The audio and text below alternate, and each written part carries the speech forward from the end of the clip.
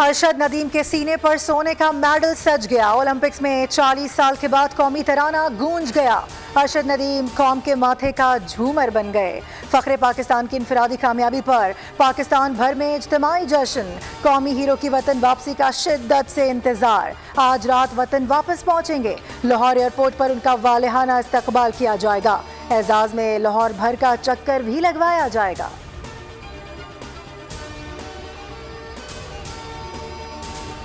इस दफा का जश्न आज़ादी जो है वो यकीनन अरशद नदीम साहब की इस विक्ट्री के साथ, इस कामयाबी के साथ उसको 4 चांद लग गए हैं। अरशद हमारे कौमी हीरो हैं और ये वो कौमी हीरो है जो अकेला और निहत्था लड़ा है। हुकूमत अरशद नदीम को आला तरीन एजाज देगी। मरियम नवाज ने मियां चुन्नू में स्टेडियम बनाने का ऐलान कर दिया। सूबा युसिरतलात अज़मा बुखारी ने अरशद नदीम की कामयाबी का क्रेडिट इनकी माँ और कौम की दुआओं को दे दिया। कहा कि अरशद नदीम का टैलेंट शहबाज शरीफ यूथ फेस्टिवल से सामने आया, जिसे खिलाड़ी की हुकूमत ने बंद किया।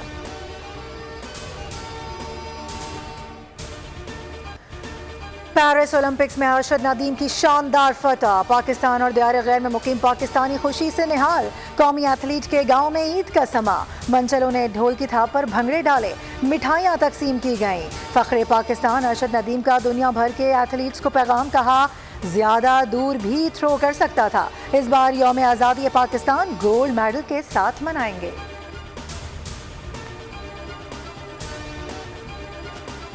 एक जानिब 1 मेडल तो दूसरी जानिब 5 मेडल। पाकिस्तान का 1 गोल्ड मेडल भारत पर भारी। अरशद की एक थ्रो ने भारत की 11 दर्जे तनज़ुली कर दी। गोल्ड मेडल के सामने चांदी और कांसी की चमक फीकी पड़ गई। 1 चांदी और 4 कांसी के तमगे जीतने के बावजूद भारत ओलंपिक रैंकिंग में 64वीं पोजीशन पर चला गया। अरशद नदीम के गोल की बदौलत पाकिस्तान 53 नंबर पर पहुंच चुका।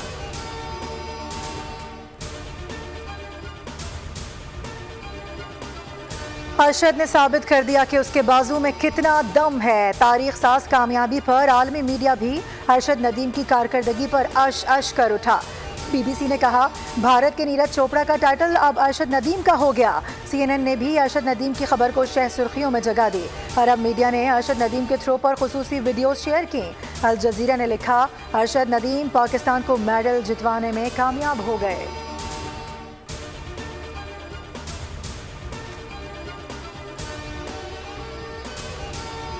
जिला खैबर की बादी तीरा में फोर्सेस और खर्जियों के दरमियान फायरिंग का तबादला। 4 खवारिज जहन्नुम बासिल। ISPR के मुताबिक पाक फौज के 3 जवान खर्जियों के साथ बहादुरी से लड़ते हुए शहीद हुए।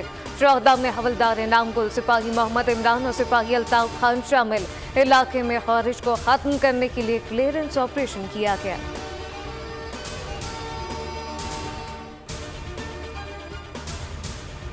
Army chief general Asim Munir से मस्जिद नबवी सल्लल्लाहु अलैहि वसल्लम के इमाम डॉक्टर सलाह बिन मोहम्मद अल बदीर की मुलाकात। आर्मी चीफ ने कहा मस्जिद नबवी के इमाम का दौरा पाकिस्तान के अवाम के लिए बाइस फ़ख्र है।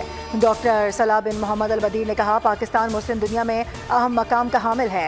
पाकिस्तान खित्ते में अमन और इस्तेहकाम के लिए अहम किरदार अदा कर रहा है। जुड़वा शहरों में मूसलाधार बारिश। वासा Rawalpindi high alert, train emergency नाफिज। स्टेटमेंट एरिया में बारिश ज्यादा होने की वजह से नाली में पानी का लेवल बढ़ने का खदशा।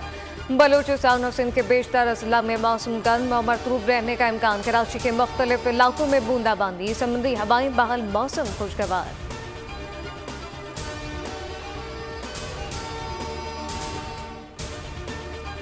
मरियम नवाज का ख्वाब सस्ती रोटी वाला पंजाब। वज़ीर आला पंजाब की हिदायत पर आटा थैलों की कीमतों में मजीद कमी। वज़ीर खुराक पंजाब के मुताबिक सूबे भर में आटे के 10 और 20 किलोग्राम थैलों में कमी का नोटिफिकेशन जारी कर दिया गया। लाहौर में 20 किलोग्राम थैले की कीमत में मजीद 70 रुपये की कमी।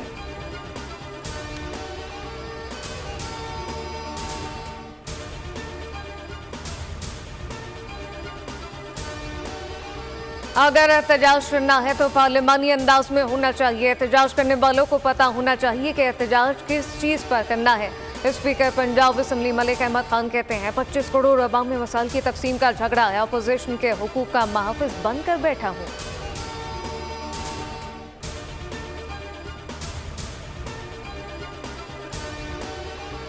ट्विटर से चिड़िया क्या उड़ी, पाकिस्तानियों ने नए समाजी राबता एक्स को एक्स लिस्ट कर दिया। ट्विटर पाकिस्तान भर में शनाख्त खो गया।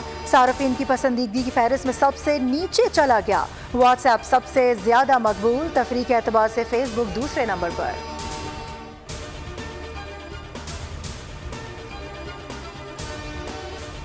पाक फजाइया का नेक्स्ट जनरेशन एयरफोर्स बनने का सफर, भारतीय फजाइया के हाथ पांव फूलने लगे। भारतीय बड़े बड़े दावों के बरअक्स तेजस MK1 और तेजस MK2 की डिलीवरी ताखीर का शिकार।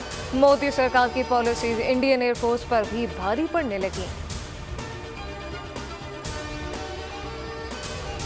काबिज इसराइली फजाइया की गजा पर सफाकाना बमबारी, दराज के इलाके में अल्ताबईन स्कूल को निशाना बनाया गया। 40 बच्चों समेत 100 से जायद फलस्तीनी शहीद, दर्जनों जख्मी। 3 मिसाइल स्कूल पर उस वक्त गिरे जब लोग फजर की नमाज अदा कर रहे थे। खान यूनिस से 6 से 7 लाख फलस्तीनियों को नकल मकानी का सामना है।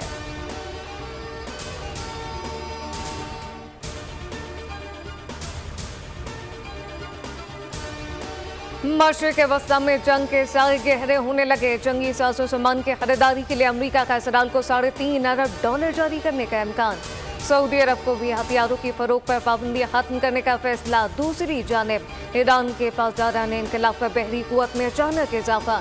बहरिया को मज़ीद 2500 से ज्यादा एंटी शिप मिसाइल सिस्टम और ड्रोन से लैस कर दिया। ब्राजील में मुसाफिर तैयारा आबादी पर गिरकर तबाह, 62 अफराद हलाक। सोशल मीडिया पर वायरल वीडियोस में देखा जा सकता है कि तैयारा दरख्तों के दरमियान लड़खड़ाते हुए नीचे गिर रहा है।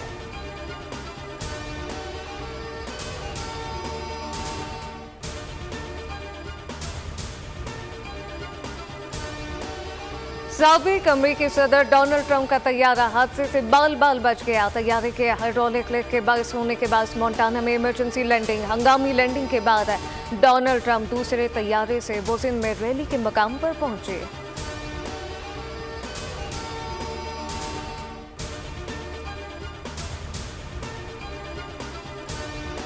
बांग्लादेश के नए सरबराह का साजिशियों के खिलाफ क्रैकडाउन का ऐलान। अबूरी हुकूमत ने हसीना वाजिद के हामी 3 अखबारों पर पाबंदी आयद कर दी।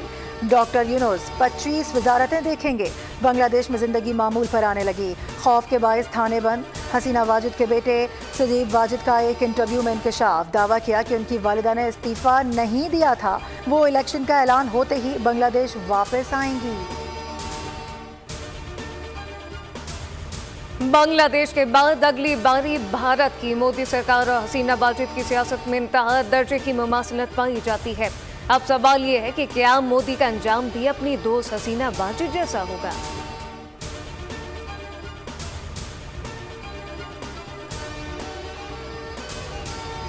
बरतानिया में मुसलमानों पर हमले बढ़ गए। पुलिस के लिए रेड अलर्ट। तारिकीन वतन और सियाफाम भी इंतहा पसंदों के निशाने पर हैं। नस्ल परस्ती के मुखालिफिन भी मैदान में आ गए। मजीद 600 फसादी गिरफ्तार, 150 पर फर्द जुर्म आयद। मुल्क भर में जश्न आज़ादी का जश्न, भरपूर तैयारियां। छोटे बड़े तमाम शहरों में यौम आज़ादी की मुनासबत से खास गहमा गहमी, पाकिस्तानी परचम और खुसूसी बैजेस की खरीदारी बढ़ गई।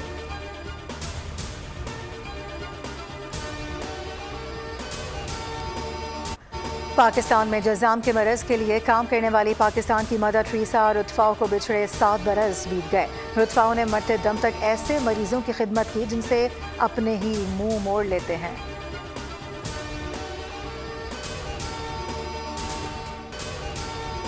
मुनफरिद लबो लहजा, दिलकश अंदाज, अदाकारी बेमिसाल। अदाकारा रूही बानो का 73वां यौम पैदाइश। उन्होंने 70 और 80 की दहाइयों में पाकिस्तानी ड्रामा इंडस्ट्री पर राज किया। जेर जबर पेश कारवां किरण कहानी में किरदार निभाया और हमेशा के लिए अमर हो गई। रूही बानो ने 25 जनवरी 2021 को वफात पाई।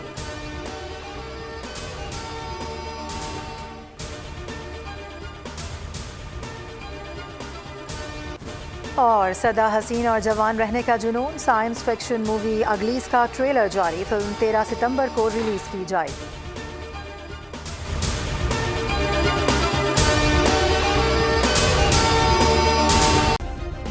सब्सक्राइब करें और बेल दबाएं ताकि कोई खबर रह न जाए।